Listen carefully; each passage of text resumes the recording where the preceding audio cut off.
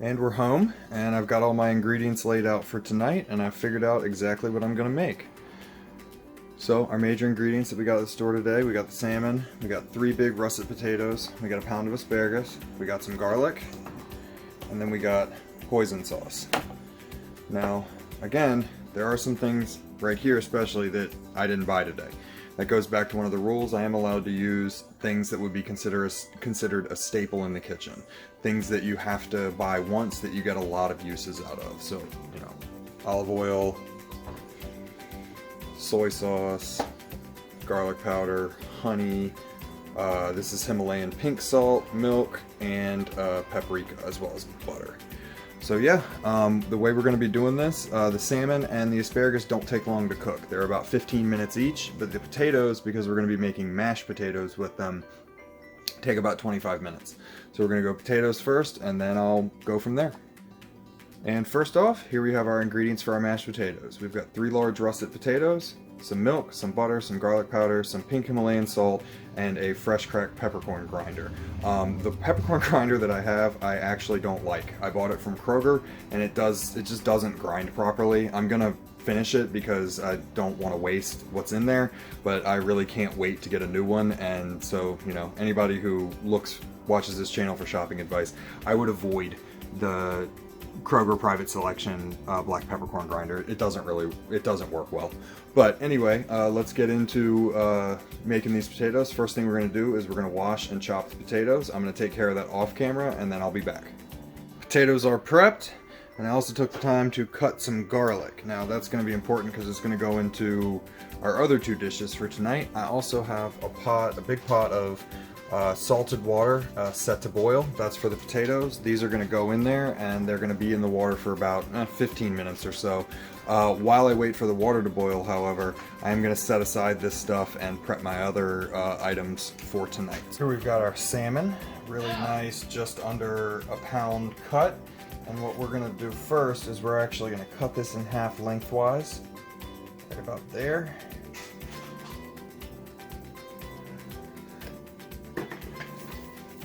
Oh, didn't go quite through the skin. I need to sharpen my knife.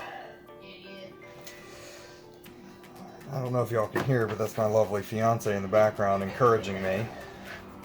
So, I love you too. What we're going to do now is we're going to do a simple seasoning with some salt, Himalayan pink salt. Bring it down into the shot. And you just, not too much, but you want to get it on there a little bit. And then some of this pepper from my awful pepper grinder.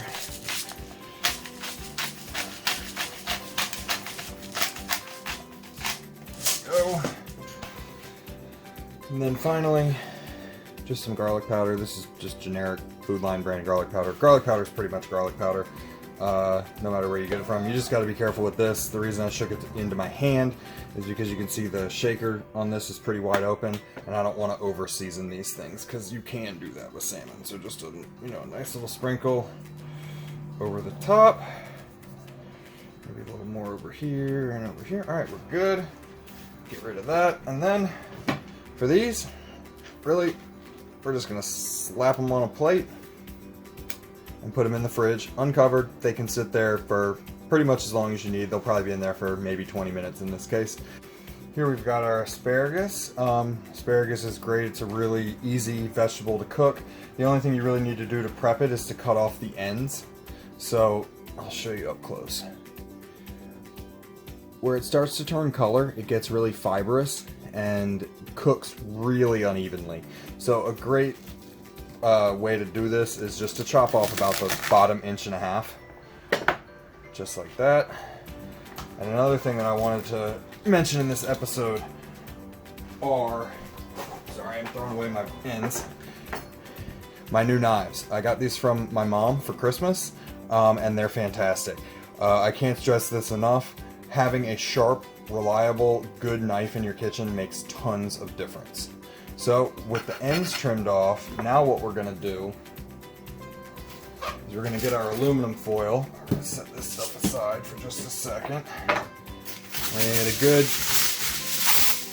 relatively lengthy sheet of the foil out. Now you need a good amount of foil because we're going to be doing this asparagus in a foil packet in the oven.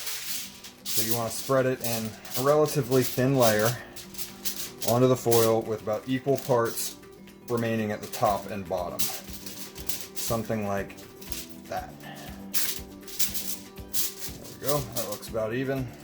It's not going to be perfect, but it doesn't have to be. And then you're going to take some extra virgin olive oil. You can use regular olive oil, you can also use butter.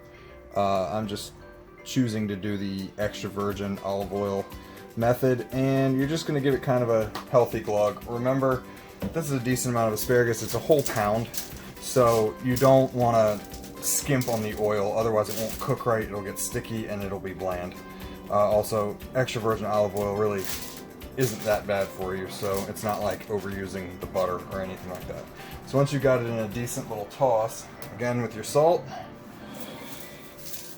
Now, it may look like I'm adding a lot, and that is because I kind of am, but asparagus and salt play really well together. So you don't need to be too concerned with oversalting. Again, we also have a pound of it, so you need to make sure that it gets seasoned properly. Now, as I mentioned earlier in the video, this pepper grinder isn't very good.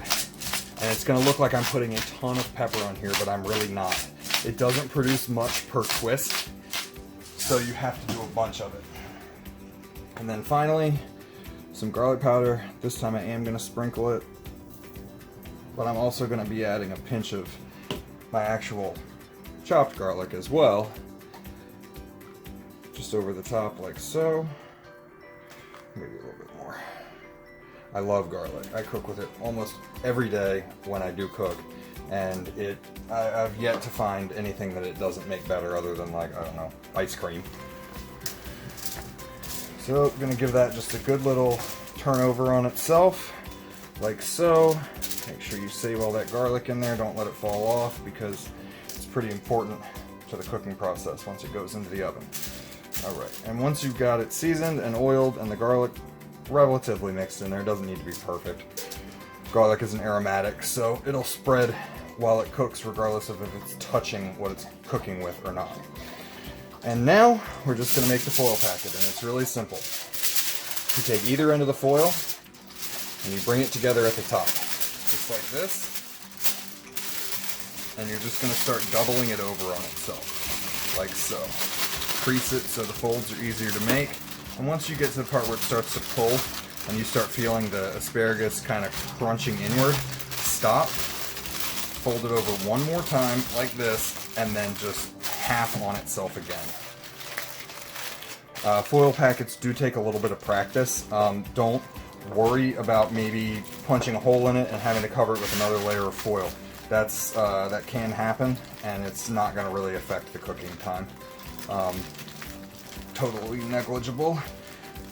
This one came out a little uneven on the top, but that's okay because we're going to seal it over. Alright, we've got our asparagus in our foil packet, and this can really just go in the fridge for any amount of time. It doesn't really, there's no set time limit. I mean, you wouldn't want to do it like for 2 days, but for our purposes, I'm just going to throw this in the fridge.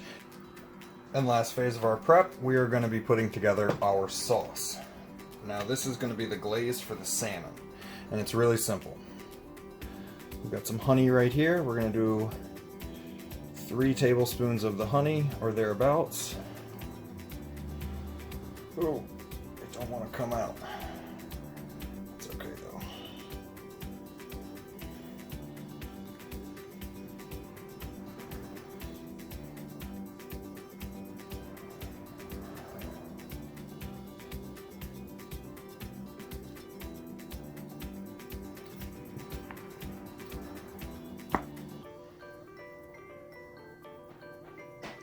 That's about 3 tablespoons right there. I'm looking for something to help me get this out of here, but it seems okay. Don't want it to be too sweet after all. So we're going to set that down.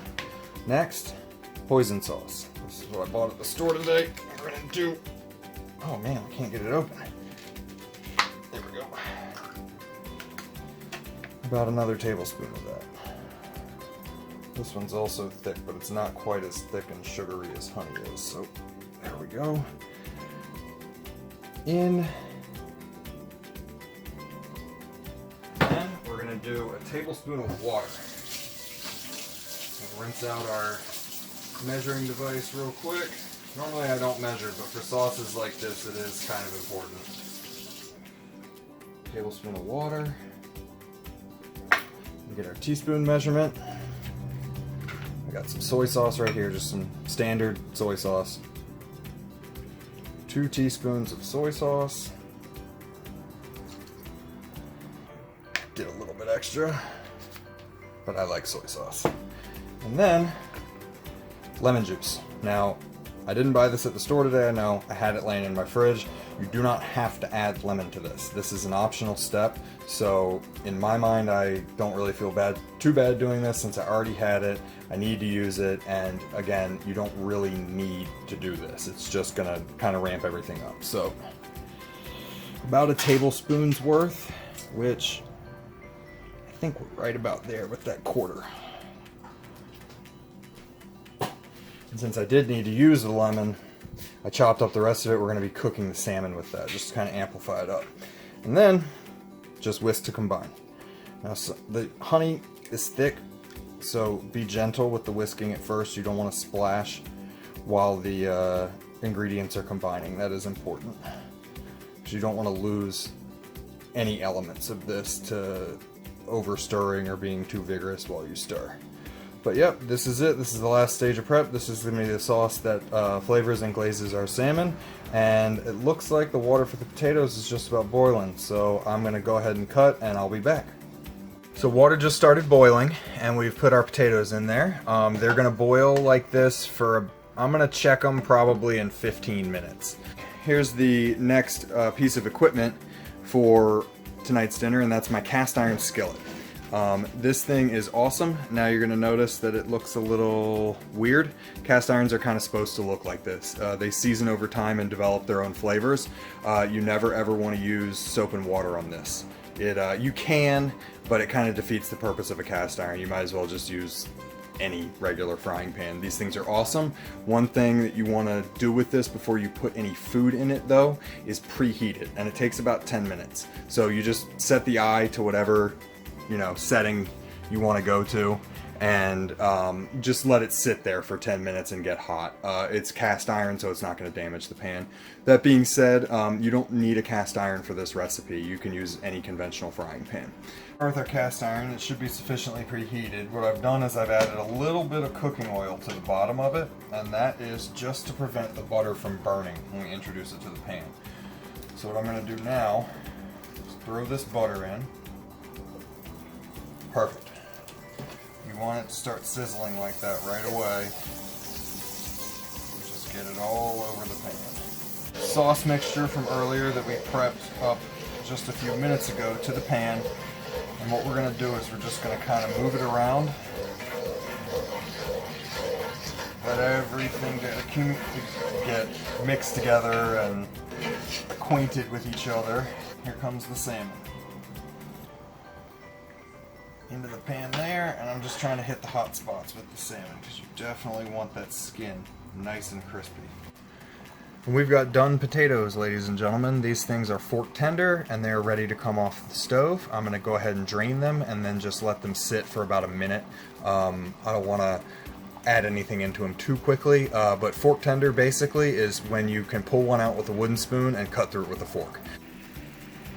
This salmon is just about ready to go into the oven. Now I have the oven preheated to broil, and we're going to put it in there, just cast iron and all, and we're going to put it in there on the middle rack for about 4 minutes. That's going to give us a really nice caramelization on top with this glaze. And another thing that I'm going to do right before I put it in the oven, I'm going to have to do it off camera because I can't do it with one hand, is baste this again and then immediately put it in the oven.